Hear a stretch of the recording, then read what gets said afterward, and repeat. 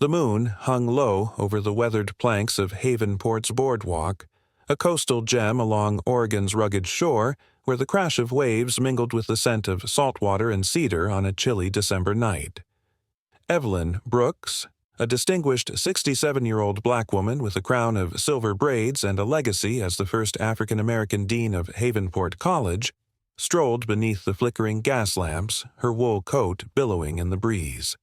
She'd spent decades shaping minds and breaking barriers, her name etched in the town's history for her grace under pressure.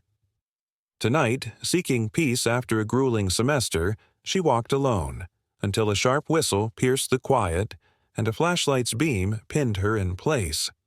Deputy Carl Hensley, a grizzled lawman with a chip on his shoulder, had spotted her from his patrol truck, and in his narrowed eyes, she didn't fit the frame of this sleepy town's elite.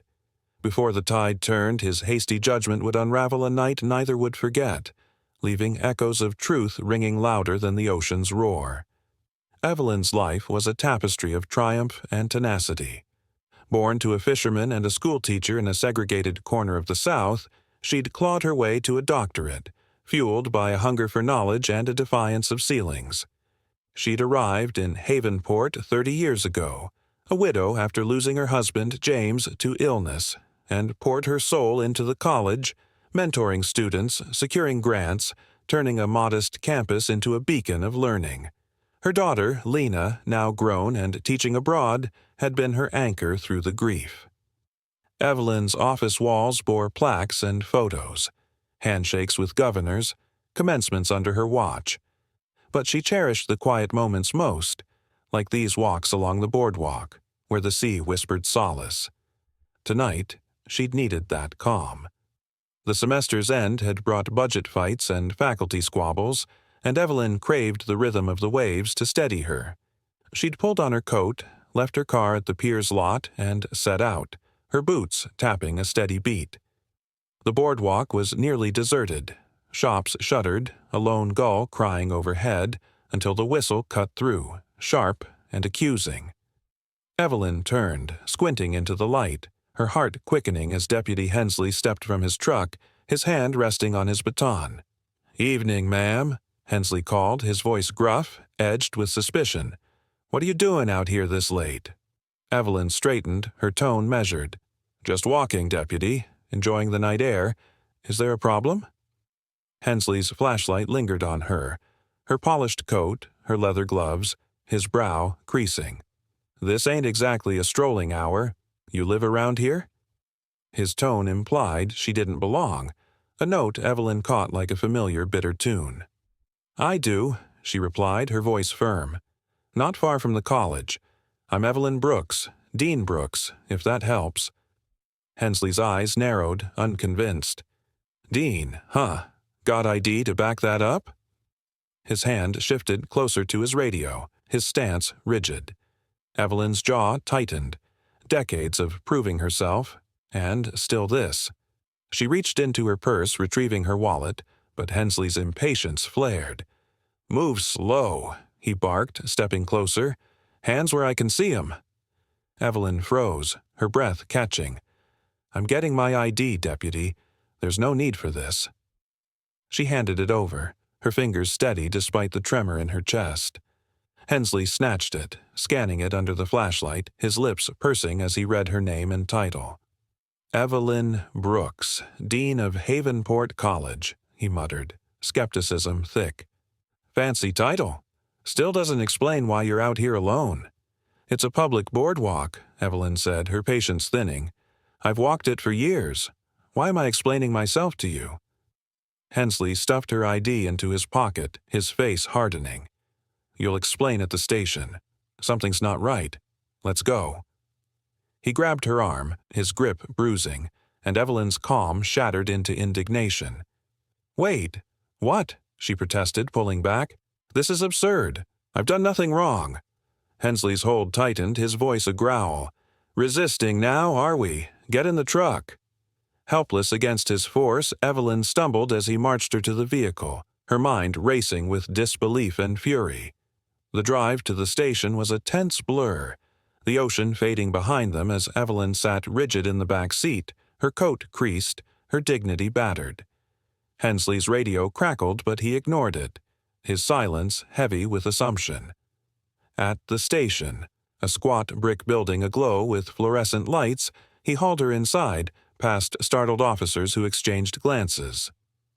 "Caught her skulking on the boardwalk," Hensley announced, shoving her into an interrogation room. The door slammed, leaving Evelyn alone, her breath shallow as she fought to steady herself. She knew she was innocent, but the weight of being treated otherwise pressed hard. Time crawled, minutes stretching into an eternity, until the door creaked open, revealing Captain Nora Tate, a no-nonsense woman in her 50s with cropped hair and a reputation for fairness. Her hazel eyes softened as she recognized Evelyn. "Dean Brooks," she said, extending a hand. "I'm so sorry for this. I just heard what happened." Evelyn shook her hand, her voice tight. "Captain Tate, I'd like to know why I'm here. This is outrageous." Nora nodded, flipping through Hensley's hasty report, her face clouding. "According to Deputy Hensley, he found you acting suspiciously on the boardwalk, alone, late, in an area with recent vandalism. He thought you didn't fit." Her tone dripped with disbelief as she met Evelyn's gaze. "I can see this is nonsense." Before Evelyn could respond, Hensley barged in, his chest puffed. "She was out there, Captain. No reason for it. Looked wrong, that's all." His eyes flicked to Evelyn, avoiding her stare. "Wrong." Nora's voice sharpened, her glare pinning him. "You do know who this is, don't you?" "Evelyn Brooks, dean of the college, community pillar.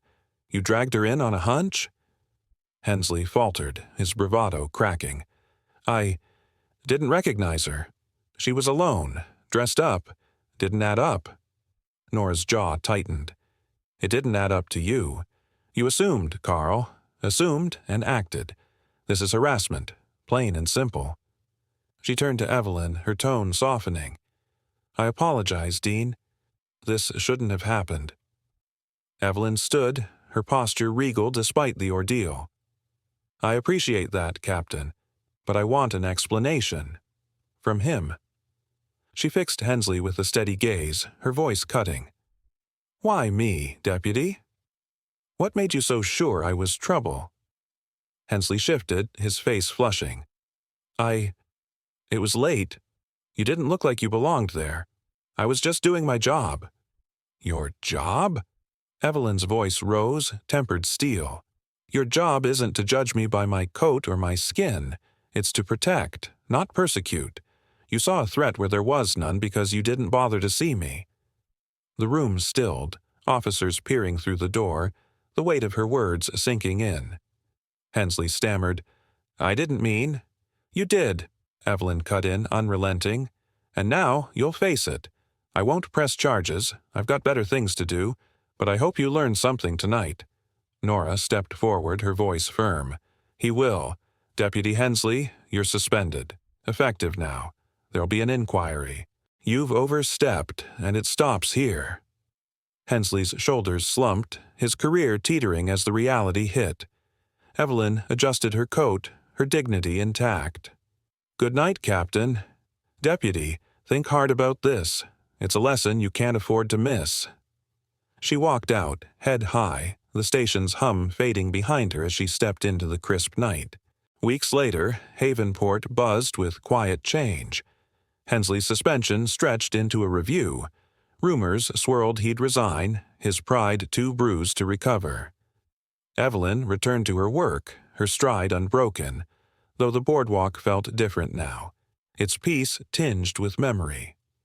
She didn't dwell. Students needed her, the college thrived, but the incident lingered, a reminder of battles fought and won. One evening, as she sat in her office grading papers, a knock came.